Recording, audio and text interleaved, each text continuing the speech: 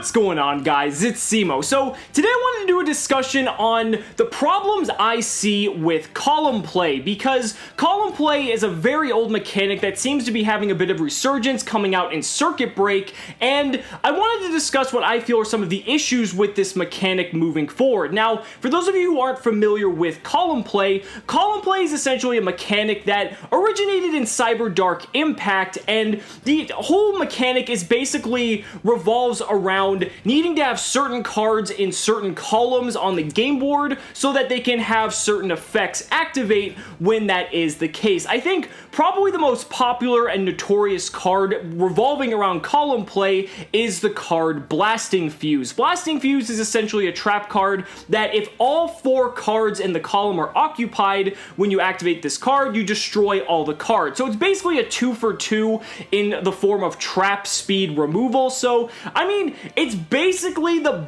best, and I use the term best loosely, column play card that we've ever received, because then there's shit like Rampaging Rhinos and Senate Switch, which were just complete and utter shit. But I wanted to delve into this because in Circuit Break, we actually just got announced today of a brand new card called Shutline, and Shutline has an effect that reads, when a spell, trap, or monster effect is activated in the same column as this set card, negate the activation, and if you do, destroy that card. So it's basically an Infernity Barrier at spell speed 3, and it can pretty much shut down anything that's in the same column. And there's also some other cards that also revolve around the column mechanic as well that are going to be released in Circuit Break as well. But I feel that there's several issues with this mechanic, and I kind of wanted to go into those more in depth. So the first issue I see with that is that it really has to deal with the card design itself. Like I said, when this was first released in Cyber Dark Impact, it was a complete and utter fucking flop because the cards were just blatantly terrible outside of Blasting Fuse, which is still a bad card, but I mean, if we're comparing it to all of the other cards in that category, that was the best one that we got. And the thing is, now that Konami's deciding to revitalize the mechanic, I think one of the issues is they saw that the mechanic was, just absolutely terrible, and now they're wanting to make the cards that have column specific effects more broken, because since it has the stipulation that all column cards essentially need to have a card in that column to activate, then they can kind of counterbalance it with the fact that these effects can be more inherently broken. But the problem is, as long as I play like I'm playing on YGO Pro with the automatic card placement thing turned on, and I just put a card here, a card here, a card here, a card here, then these cards are going to be absolutely dead. The biggest thing about the column mechanic, I think the biggest flaw of it, is that it's very easily played around. You could have the most broken column mechanic based card ever to be created in existence. It could be, if your opponent places one card in this column, like banish all cards on well, that would actually be pretty broken. But my point is, they're reliant on the card being in the column to begin with, and unless the effects are absurdly broken, like my hypothetical that I just provided, then really, it's super easy to play around, and then you're just going to have this dead card that does absolutely nothing for you in the greater terms of the game. Now, the reason I say this, and even with this card's existence and soon to be released in Japan, if this card does turn out to be a really big deal, people are just going to adapt and play around it. I mean, we still play around Gores in 2017. What does that tell you? We are not scared of playing around a card if it doesn't really require us to do anything differently other than do a couple actions in sequencing a little bit different than we otherwise would, but it's ultimately going to end us with the same board, the same, just everything all around. We just have to play a little bit differently. Now, the thing is as well, if let's say I read that you have that card in the column and I need to use that space, I have several turns of time, basically, to get a removal card like Twin Twister or, you know, Cosmic Cyclone that I can pop that card and then use that column. So again, ultimately, it's not really hindering me that much at all, and a lot of the times you're not needing to use the full 5 placement slots on the game board. Very rare cases, I would actually say you probably use the 5 back row more often than the 5 monster slots, depending on the deck that you're playing, because more often Demise decks will probably use 5 back row. Like heavy, you know, like maybe like Synchro variants, or maybe, you know, like Zodiacs, I guess, can sometimes amass a pretty insane board as well, but it's very rare that you're going to use all 5 slots, meaning that you could get away with using 4 and play around these cards rather easily. Now this leads into my second argument, and this doesn't directly apply to us now, but when Link Summoning comes around, the second problem I have with the whole column mechanic is that it stems from Link Summoning itself. And the reason I say that is because the columns that have extra monster zones, being the second and fourth columns, are inherently more vulnerable than the other 3, because there's an extra slot in there that a card like this could potentially destroy. But the problem is there's no way to really play around that. Since there's only 2 extra monster zones, let's say I go first, I do whatever I want to do, and I occupy one of the extra monster zones. I then set this card in the column that has the other extra monster zone.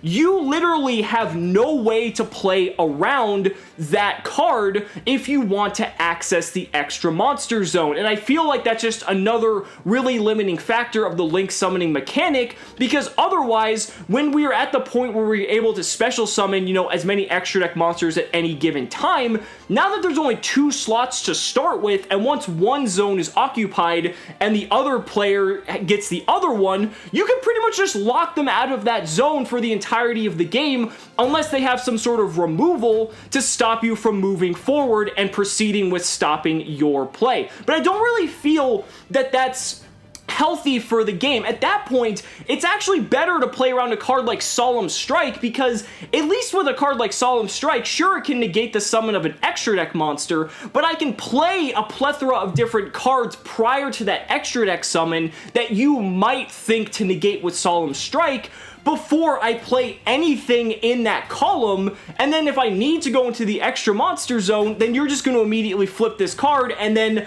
I can't do anything. So it's crazy to think that it's easier to play around a card like Solemn Strike more so than this once we have the new Link Summoning rules in place, but that's just really what's going to be happening at this point. And this leads to my third and final problem with the column mechanic in general. The final problem in my eyes is purely from a gameplay perspective.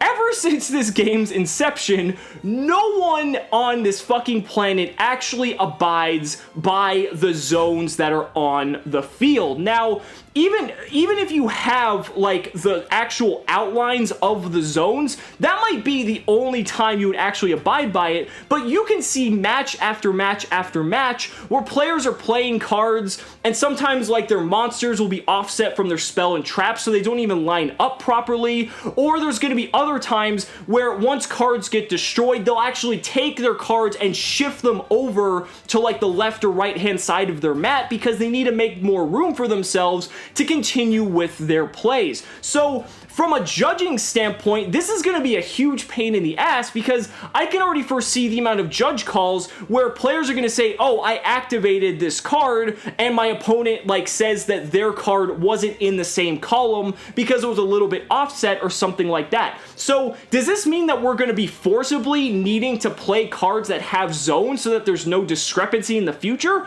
I really don't know, and I think it's something that's going to be a really big issue the more column mechanic style cards we get released into the game. Now, because links are already restricting, you know, the placement in these cards, it just creates scenarios that aren't very interactive. Like I said with my previous example, if I can't even summon an extra that monster zone because I can't play around the card like Shutline, how is that exactly fair? And that's not even my fault, because maybe because I lost the dice roll, but because you already used the extra monster zone and because you locked me out with this one specific card that I can't play around due to the fact that the game mechanics themselves restrict my ability to play that way. I don't think that's necessarily healthy for the game, and I really think that these problems are something that Konami really needs to look at carefully the more column-style mechanic cards that they decide to print, because this is going to be a big issue, and I really don't feel, especially with Link Summoning coming out in general, it's already going to be restricting a lot of the ways we play the game.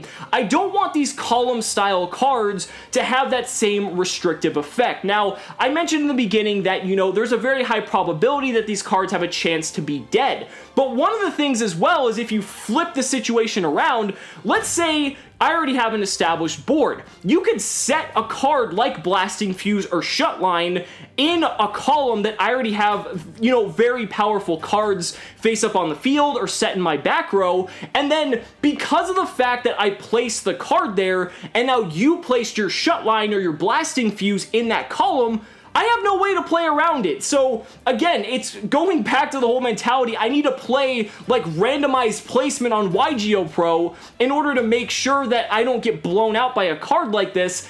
I don't exactly know if it's going to be entirely healthy for the game as a whole. But guys, that's it for my thoughts on the column mechanic as a whole. And I'm really curious to hear your guys' thoughts in the comments down below as to how you think this mechanic might possibly either be a benefit or a detriment to how the game is going to look moving forward. Because remember, we're not going to be getting these cards until Circuit Break, which is a couple sets into the new Link rules and the Link format. So there is a lot to take into consideration, but I'm really curious to hear your guys' thoughts. So guys, thank you so much for watching the video. Be sure to like the video as always. Subscribe to the channel for more amazing Yu-Gi-Oh content. And if you found this video informative, consider backing me on Patreon, because just by pledging only $1 a month, you're investing in my ability to continue bringing you amazing Yu-Gi-Oh content. So thanks so much again, and we'll see you next time.